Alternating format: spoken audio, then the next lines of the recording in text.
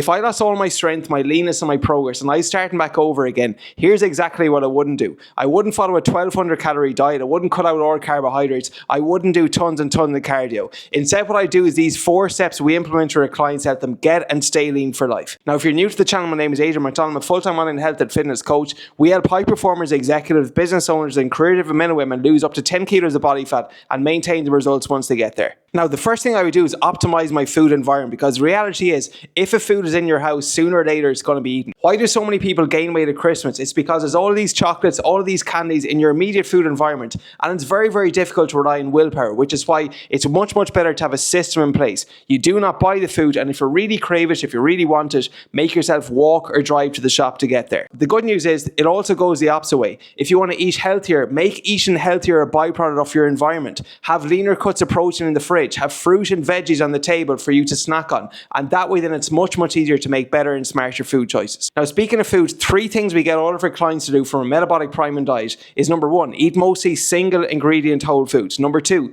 have a plant and a protein at every single meal. And number 3, eat the right amount of calories for you and for your individual goals. Because when you're eating mostly whole food, so for example, a chicken fillet is just a chicken fillet, a banana is just a banana, an apple is just an apple. There's very, very little guesswork involved in terms of what was put into this food.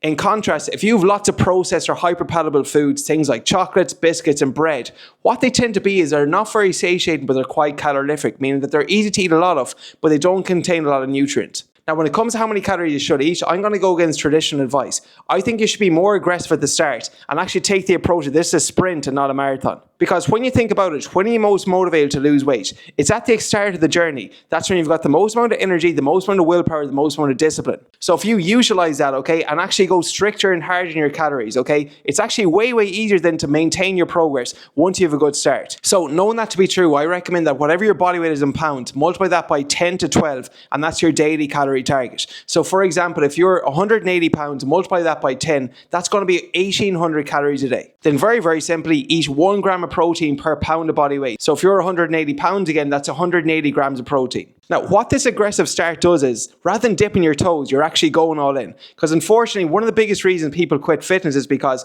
they become half pregnant. They kind of want to dip their toes, they kind of want to make the change, but they also want to drink alcohol every single weekend. They also want to go and, have takeaways 2 or 3 times a week.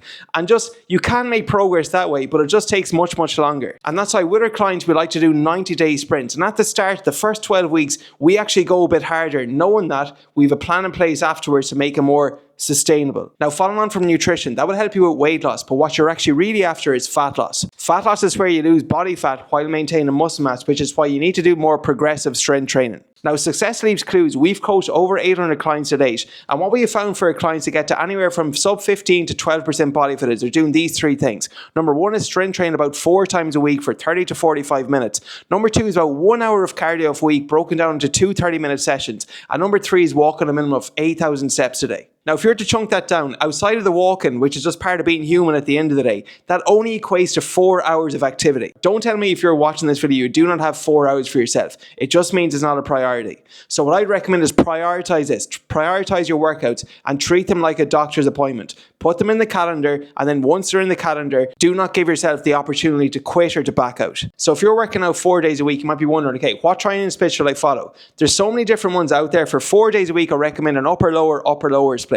If you're just starting with 3, which is still pretty good, 3 full body workouts. If you can get 5 in, then I do something like an upper lower, push pull legs. But regardless, some principles we get our clients to follow are: number 1, train each body part twice a week, and number 2, focus on these 8 fundamental movements. So they're going to be a vertical push like a shoulder press, a vertical pull like a chin up or a lat pull down, a horizontal push, something like a bench press, a horizontal pull, something like an incline dumbbell row, any form of a squat variation, whether it's a goblet squat or a barbell back squat, some form of a deadlift, whether it's a hex bar deadlift or a barbell RDL, and also a split stand movement, something like a reverse lunge or rear foot elevated split squats, and finally doing some specific and customized core work. And I promise you, if you do those things with your workouts, where train each body part twice a week, working out for 4 hours a week consistently, okay, you can get in amazing shape. And that brings me on to the next thing I'd focus on, and that is tracking the data. If you're not assessing your guessing, the reality is you need to know where you are at each individual phase of your journey. So some KPIs to look out for are to lose about 0.5 to 1% of your body weight per week, or 2 to 4% of your body weight per month. Now, personally, some important data we get from our clients are: number 1, to weigh themselves daily. I recently started working with a client and he hadn't weighed himself since Christmas. At Christmas time, he was 94 kilograms.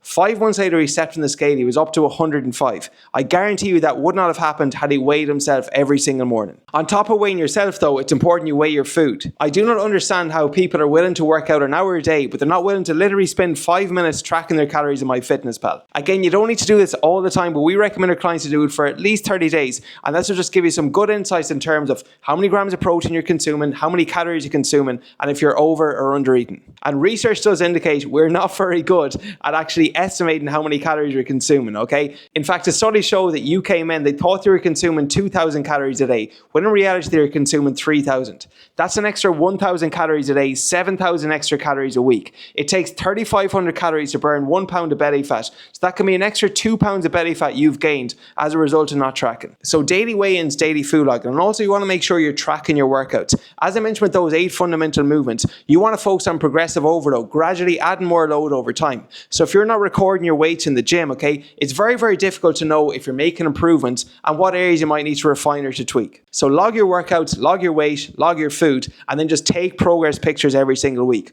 One of my biggest regrets when looking back when I was skinny fat and small Adrian is not documenting my journey enough.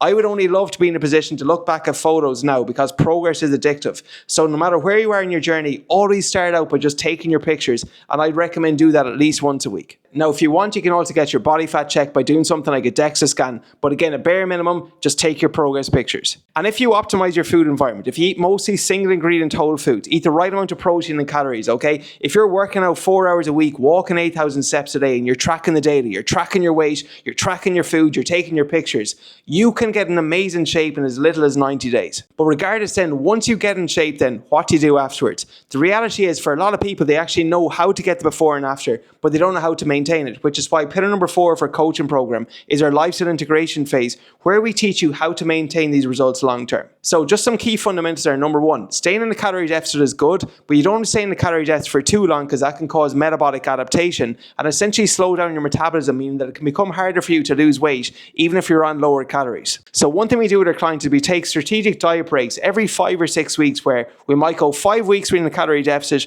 1 week in maintenance, and rinse and repeat that a couple of times until you reach your ideal body fat and body composition. Then once you reach your ideal weight, your body composition, you want to slowly add calories back. A common mistake people make is they eat the exact same way they did post-diet they did pre-diet. As you lose weight, a lighter body typically burns fewer calories than a heavier body, which is why your maintenance calories, let's just say that you lost 20 pounds, your maintenance calories at 180 pounds are going to be different than 160 pounds, which is why you need to factor in that when you're slowly adding back calories. So personally, what we do with our clients is we slowly add the calories back, but maybe just 100 a week, okay, until your weight, your hormones, your metabolism, it stabilizes. So they would be the main things that I would do if I wanted to get lean AF ASAP, okay? But the most important thing is just being consistent. I understand this journey is not easy and there's going to be setbacks on the way. There's going to be days when you have a cheat meal, when you drink some alcohol, when you just don't feel like doing it and you miss a workout.